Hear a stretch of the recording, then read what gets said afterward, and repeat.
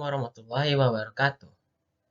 Nama saya Fatih Al-Muzaffar Zidane Umar dari Sistem Informasi Reg A1.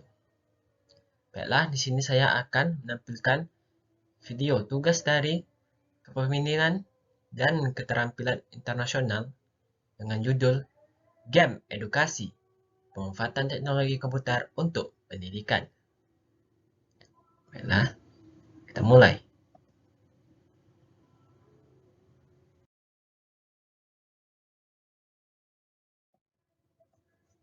Game dan edukasi. Disadari atau tidak, komputer telah mengubah cara orang dalam menjalani kehidupan sehari-hari mereka. Alat ini telah mengubah cara orang menyelesaikan pekerjaan mereka. Selain untuk melakukan pekerjaan, bagi banyak orang, komputer juga merupakan alat hiburan hebat yang dapat digunakan untuk memutar video, menikmati musik, atau berinteraksi dengan orang lain.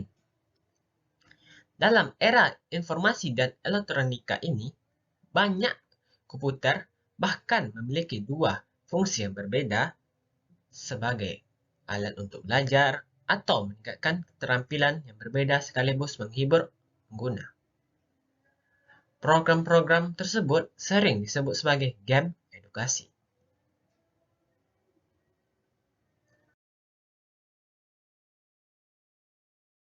Quotes ya. Dunia game mengajarkan kita logika berpikir dan reaksi cepat, jadi jangan remehkan gamers. Dari seorang yang terkenal.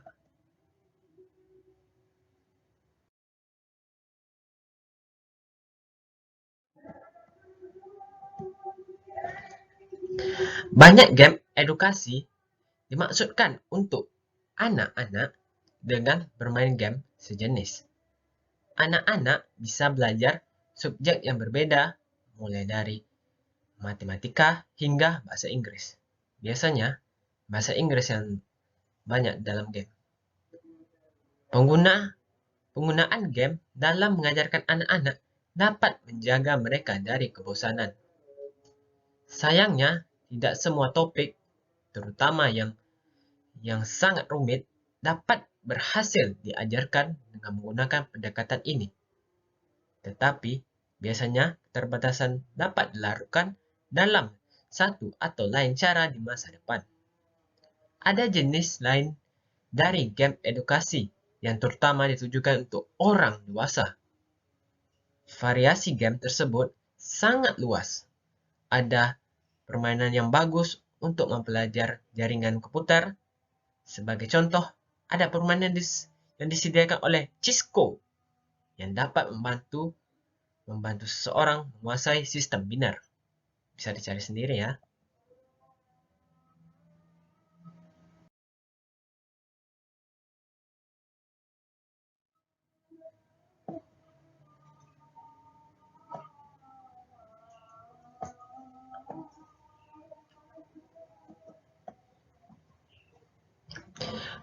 Bagi para investor, ada game stock market di mana mereka dapat belajar untuk berinvestasi dalam saham di pasar saham. Game simulasi stock market ini sangat berguna untuk pemula karena tidak ada risiko atau kemungkinan kehilangan uang ketika mereka melakukan sesuatu yang salah ketika bermain game. Beberapa game simulasi stock market yang baik menggunakan data pasar nyata. Game edukasi sering digunakan untuk menyosialisasikan hal-hal penting yang disponsori oleh UNISDR, United Nations, Strategi Internasional, yang pengurangan bencana. Termasuk game semacam ini. Dengan menggunakan game simulasi tentang tsunami, orang-orang dapat memperoleh pengetahuan yang menarik tentang bencana tersebut. Ya, kita bisa mengetahuinya. Misalnya, jenis tanaman yang cocok untuk mencegah Anda dari gelombang tinggi dengan tindakan preventif ditetapkan sebagai bagian dari permainan Anda, kemudian dapat mengetahui berapa banyak orang yang bisa bertahan hidup dalam bencana tsunami.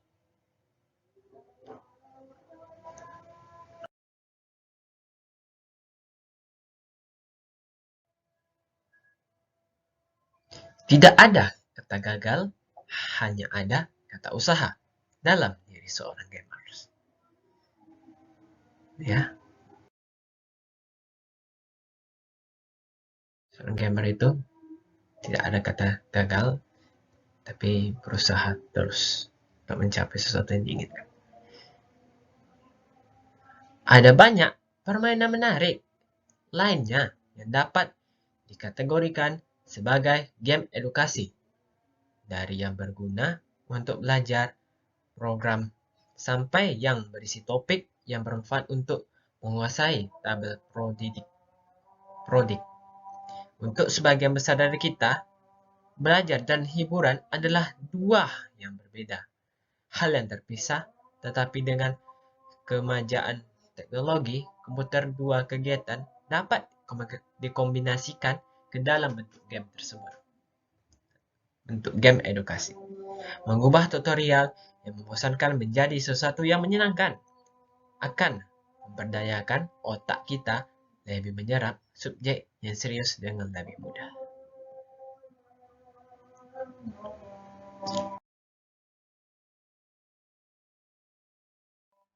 Oke, sekian dari presentasi saya.